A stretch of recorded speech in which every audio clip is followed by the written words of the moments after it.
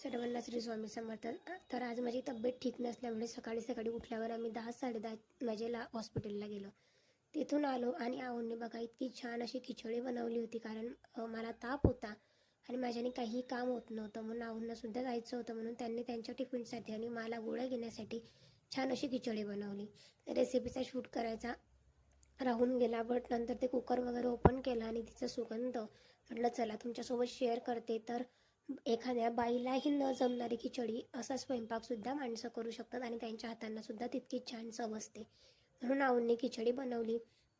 आऊंना बऱ्यापैकी म्हणजे खिचडी वगैरे अशा काही काही गोष्टी बनवता येतात, मॅगी वगैरे. आणि छान असं चॉपिंग वगैरे केलं, कांदा वगैरे बारीक चिरून छान खिचडी बनवली. त्याच्यामध्ये मटर वगैरे सुद्धा टाकलेले होते. आणि आज देवपूजा वगैरे अशा सर्व कामांना मात्र आमच्या सुट्टी होती. घरातली सुद्धा कामं बरीचशी बाकी होती, कारण तब्येत बरी नसल्यामुळे माझ्याने काही होत नव्हतं. म्हणून आऊ बोलले चल मी खिचडी बनवतो आणि चहा वगैरे सुद्धा त्यांनी बनवला. तर असा होता आमचा दिवस.